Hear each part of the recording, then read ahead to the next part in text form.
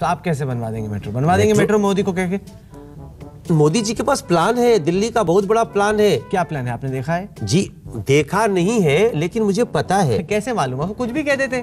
कहाँ प्लान है? आप प्लान है, क्या प्लान है आपको मालूम नहीं? क्या प्लान है बताइए? आपने 13 साल में मोदी जी का प्लान नहीं देखा? दिल्ली का क्या प्लान? दिल्ली का क्या प्लान? नॉर्थ ईस्ट दिल्ली का क्या प्लान है? वो व्यक्ति जहाँ बैठ जाता है उसके आसपास 600 किलोमीटर में बहुत अच्छा हो जाता है। वाह मोदी जी वाह। सब खुद ब खुद हो जाता है। क्यों नहीं करता है? अरे कोई फिल्म थोड़ी है कि मनोज तिवारी आके बैठ गया, सब चीज ठीक हो गई, विलन ढह गया।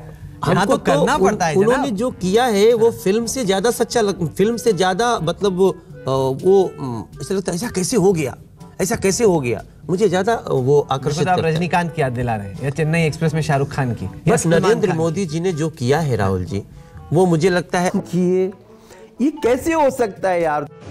नहीं, चंदा तो आप लगा सकते हैं, वैसे भी सबसे ज्यादा चंदा आपकी पार्टी को मिलता है। अब देश खुश है तो चंदा देगा। इलेक्टोरल बॉन्ड भी खूब मिलते हैं।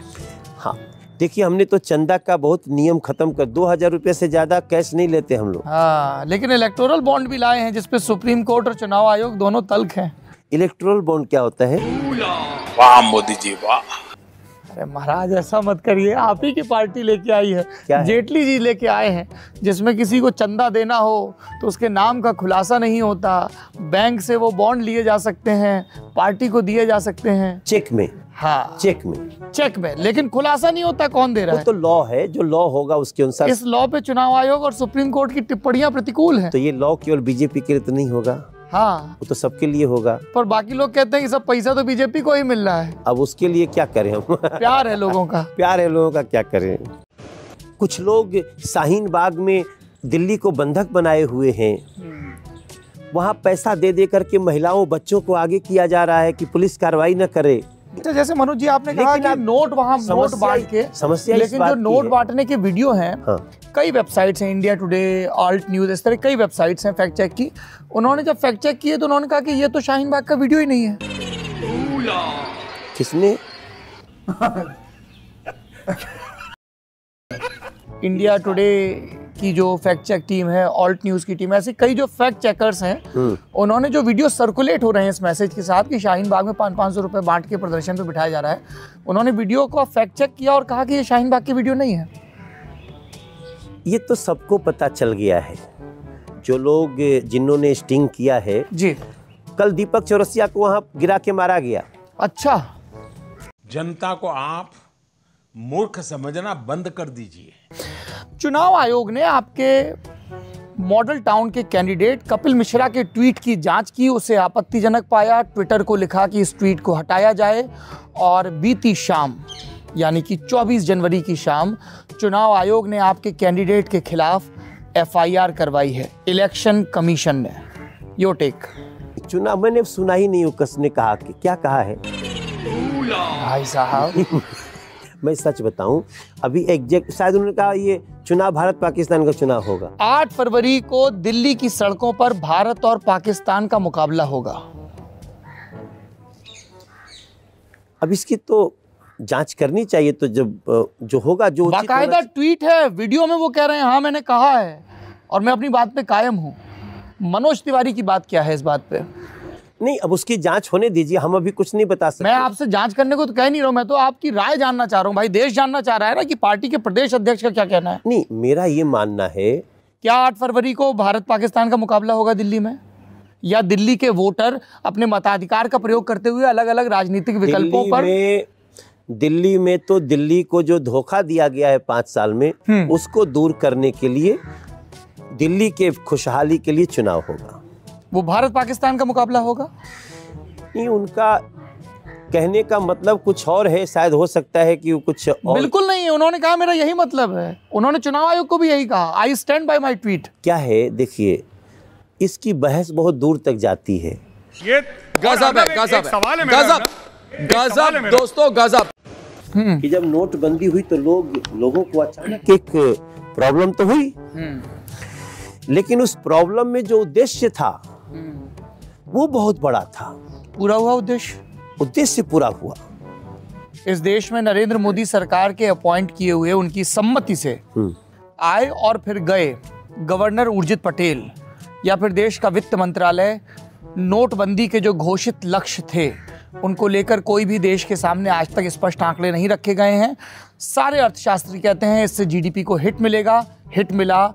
देश की जीडीपी पिछले 2 दशक में सबसे कम है ग्रोथ रेट। अगर नोटबंदी, एक्चुअली वो नोटबंदी तो थी नहीं, क्या था फिर? नोट बदली था। उसी को तो नोटबंदी कहते हैं कि जो नोट है वो नहीं चलेंगे, लेकिन उसको दे दीजिए, दूसरे मिल जाएंगे, बाद दूसरे मिल जाएंगे। हाँ, तो ये नोट बदली था। नोटबंदी तो इसको गलत ढंग से कह दिया गया। नोटबंदी परफेक्ट वर्ड नहीं है उस अभियान के लिए, नोट बदली अभियान था। नोट बदली है, उससे बहुत फायदा हुआ है। कोई अर्थशास्त्री नहीं बता पा रहा है क्या फायदा हुआ। वो अर्थशास्त्री को छोड़िए, मनोज तिवारी अर्थशास्त्री को सुनिए ना। बताइए। मैं पूछ रहा हूँ, तो फिर ये जीडीपी क्यों गिर गई इतनी? जीडीपी का गिरना उड़ना कई और चीजों पे है, कई और महंगाई का इंडेक्स, जीडीपी, आरबीआई से पैसा लेना पड़ रहा है, एलआईसी अपने एनपीए के मामले में पिछले 6 साल में सबसे बॉटम पर है। देखिए अभी भी खुद मोदी जी ने कारोबारियों से कहा, तारीफ मत करिए, खुलकर आलोचना करिए, सही सही फीडबैक दीजिए। हाँ ठीक है, तो ये तो मोदी जी की यही खासियत है। वाह मोदी जी वाह। लेकिन आज एक सबसे बड़ी जो चोट पहुंची है आतंकवाद पे जी, क्या उसको ये देश के अर्थशास्त्री लोग नहीं देखेंगे? नोटबंदी से आतंकवाद को चोट पहुंची है, भयानक चोट ये कहा पहुंची। गया था, लेकिन उसके बाद के जो आंकड़े आते हैं वो इस चीज़ की पुष्टि नहीं करते हैं। और वो आंकड़े केंद्रीय एजेंसीज के रिलीज़ किए हुए हैं, चाहे वो नक्सल एरियाज़ के हों, चाहे वो कश्मीर के हों। जो जम्मू कश्मीर में पत्थरबाजों को नोट संस्कृति में उसको खड़ा किया जाता था, वो नोट जैसे ही वो बंद हुआ, उसके कारण विदेशी जो नकली नोट आते थे उसकी बंदी हुई, उसके कारण ड्रग माफियाओं, एक फैसले से सारी बीमारियों का इलाज, उनकी सारी चीज वहीं धरी कि वो बदल कहाँ सकते थे, वो किस बैंक में जाते। पर देश का रिजर्व बैंक तो कहता है कि 99.8%, एक मोटा मोटा आंकड़ा, उतनी करेंसी वापस आ गई।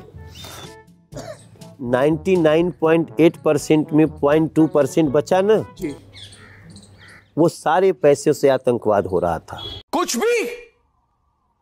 भी जब आपके आने से पहले मैं यह देख रहा था, एक ये लता सोढ़ी जी के एक ये इट इज़ क्या ये पैम्फलेट है जो आपको प्रस्तुत करती हैं? हाँ, ये एप्लीकेशन मतलब टिकट लेने के लिए लोग लिख के देते हैं। जब आपकी वेटकर में पढ़ रहा था तो इनके लास्ट पेज पर लिखा है, अन्य पार्टियों के संभावित उम्मीदवार कांग्रेस हारून यूसुफ पूर्व विधायक, आम आदमी पार्टी इमरान हुसैन, राष्ट्रीय लोकदल मोहम्मद मुस्तकीम कुरैशी, जनता दल यूनाइटेड मुस्लिम उम्मीदवार, राष्ट्रीय जनता दल मुस्लिम उम्मीदवार, समाजवादी मुस्लिम उम्मीदवार। तो उम्मीदवार के रिलीजन लिखे हुए हैं यहाँ।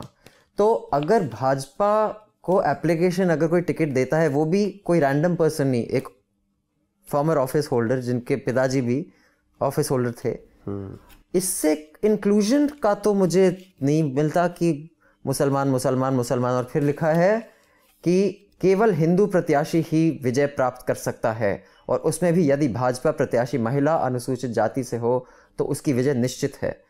अगर ये पिच है आपके एप्लीकेंट्स का, तो आपका जो क्लेम है कि भाई हम बड़ी इंक्लूसिव हैं, मुश्किल होता है हजम। देखो, ये उनकी विचारधारा है, लेकिन आपकी पार्टी की है ना, उनको तो पता होगा। जब मैं प्रेजेंटेशन देने जाता हूँ किसी बोर्ड के सामने, मैं जानता हूँ इस बोर्ड को क्या सुनना है, तो मैं वही सुनाता हूँ। देखो, वो बाद में ना अभिनंदन जी उन्होंने भी लिखा कि महिला ही होगा, ठीक है, अब महिला पर भी आ गया उनका, लेकिन शुरू तो हिंदू से हुई ना। जब मुसलमान मुसलमान ऐसे कौन लिखता है? अब ये मैंने पढ़ा नहीं, लेकिन ये बल्ली मारा की है गालिब साहब की कंस्टिट्यूएंसी। हाँ, तो अब ये जो इनका लिखने का जो होगा ये उनके लिए होगा। अब हम आप बताइए, आप इस एप्लीकेशन से खुश हैं? देखिए, वो इन्फॉर्मेशन दे रही हैं, इन्फॉर्मेशन तो रहना चाहिए। तो अगर इन्फॉर्मेशन देने वाला सही इन्फॉर्मेशन देता, अभी तो ये तो बता दिया, ये अच्छी बात मैं समझ रहा हूँ, तो ये अच्छी है एप्लीकेशन जी, इसलिए बोल रहा हूँ, इन्फॉर्मेशन दिया नहीं, हमको पता ही नहीं वहाँ कौन लड़ने वाला है। कम से कम ये पता है मुसलमान है। नहीं, ये तो पता चला हारून यूसुफ का यही सीट है, ये तो बाकी भी सब मुसलमान है, मुस्लिम बाकी भी सब मुसलमान है, वो भी पता चल गया। नहीं, ये अच्छी बात है, क्योंकि हम लोग भी यहाँ मुस्लिम को ही उतारना चाहते हैं। अच्छा, लेकिन ये तो विपरीत बोल रही है, इसीलिए बोल रही है ना, वो समझिए उसकी बात को। ये बिक गई है गवर्नमेंट, अब गवर्नमेंट में कुछ नहीं है। मैं सिर्फ इतना जानना चाहता हूँ, अगर हम करें तो करें क्या, बोले तो बोले क्या?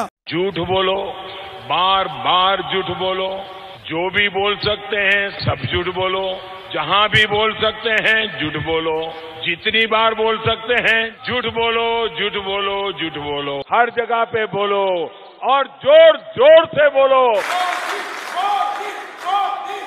आपसे खतरनाक इस देश के लिए कोई हो नहीं सकता।